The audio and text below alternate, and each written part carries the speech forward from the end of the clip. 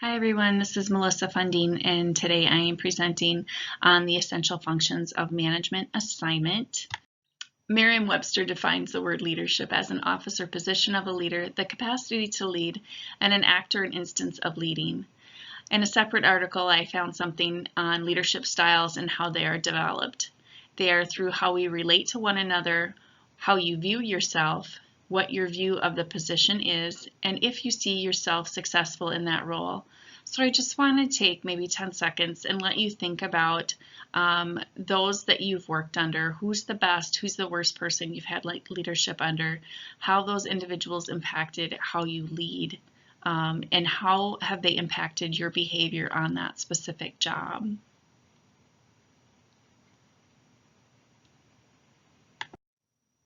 As the Leading with Character, Purpose, and Passion at Home and Work textbook states, human relations skills are necessary to identify our ability to interact effectively with others and include things such as motivation, conflict management, teamwork, and the value of diversity. Conceptual skills identify the critical thinking side of a person and include vision, decision-making, and problem-solving. Technical skills identify a person's specific expertise and include planning, empowerment, budgeting, stewardship, and personnel balance. Holding all of these things together within the bubble are personal character in which makes us who we are. The purpose of the mission statement of the group is clearly defined and communicated, and passion is to be committed to seeing things through and to being fair and thorough in practice. Within the foundation of each leadership theory, there are some qualities that stood out to me. In transformational leadership, it was fairness and trust. In principle theory, it is personal virtues and Christianity-based. Collaborative, supportive, and trusting. Invitational leadership, there's intentionality in the things said and done along with trust. Servant, the desire to serve others and help make others better people.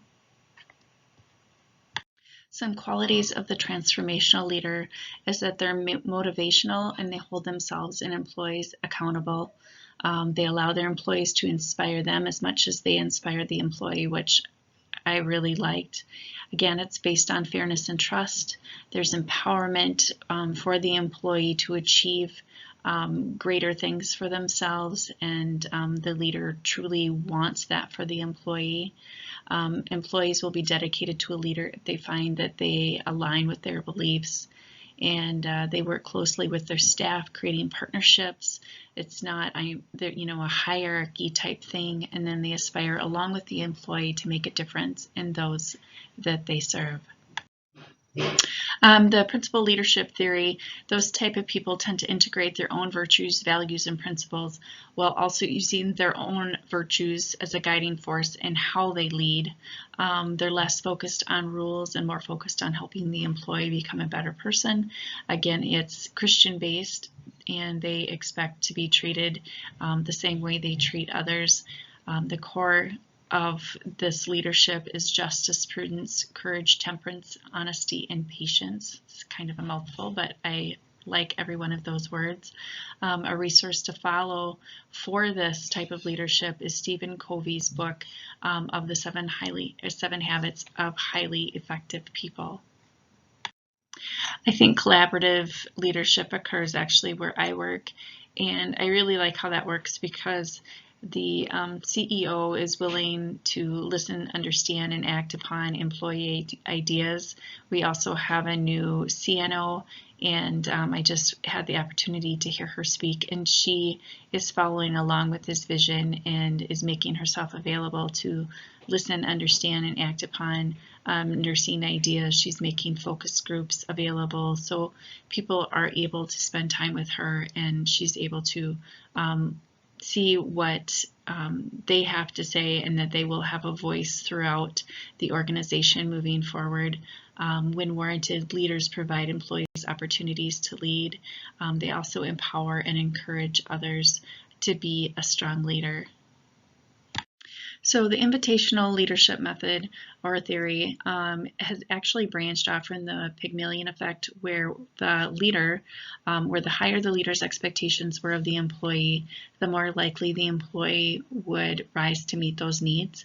I've been a part of this in the past, and it's really, well, a crazy, crappy feeling at the time.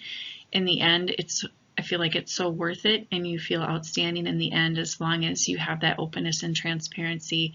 You feel respected, that there's trust between the leadership party and the person. There's optimism for you. There's, you're getting fed this positivity sort of thing.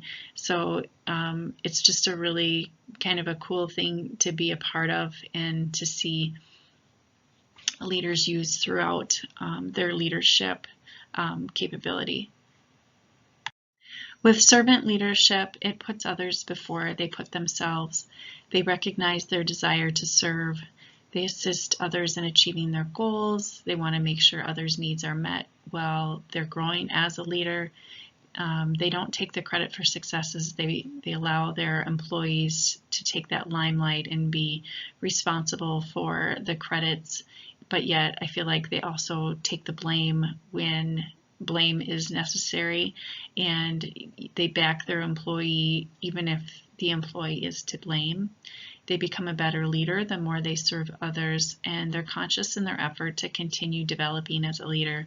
Overall, I feel like each of these leadership roles, methods, are somewhat intertwined. I feel like they do intertwine each other. There's parts of some that are in others. The one word that I noticed the most was trust. And I think regardless of what type of leadership you have or leader you are, trust has to be at the forefront of that relationship between the employee and the leader, because if you don't have that, it's just going to break down the relationship, and there won't be a relationship. But once that trust is broken, it's just really hard to regain that and move forward. So the one thing that I chose to speak most on was transformational leadership. And while that I found each of the leadership theories and models believe in trust or performing the job for the greater good and staying mission focused, I'm going to discuss more of the transformational leadership style, because this is the type of leader that I would want to become, and it's also something I would want from a leader. Here are some points about transformational leadership. They use their values again as a guide in their personal and professional life, and I feel like that is probably what should be guiding us throughout our lives. They create a no-fault culture and instead focus on the problem and how to solve problems and not who's responsible. There's 4 strong characteristics of the transformational leadership.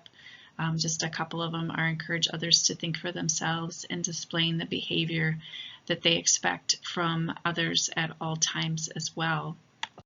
What I found most interesting were the disadvantages, and that using transformational leadership in a short-term situation should not be utilized. The other thing that I found interesting was that transformational leadership really needs to have their style known and appreciated when using it if they are new to an organization or a group of employees, as they may not be taken seriously.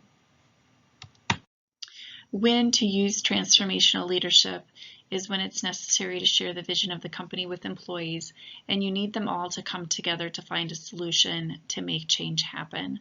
Also, when you have worked at an organization long enough to build that trust of your employees and your superiors have witnessed your ability to lead, they can take you seriously. They know where you're going, what your vision is, and that you're going to follow through with what upper management's wishes are, and then the long-term strategic planning goals versus short-term, as it will not work on short-term goals. So my 2 questions for you. First one is, which type of leaders within an organization groom the best employees that are thriving and contribute to the organization's needs? And secondly, what are 3 qualities that you've learned during this course that you think makes a great leader? Thank you for watching. I look forward to hearing your answers from the 2 questions that I posed. I hope you have a great day.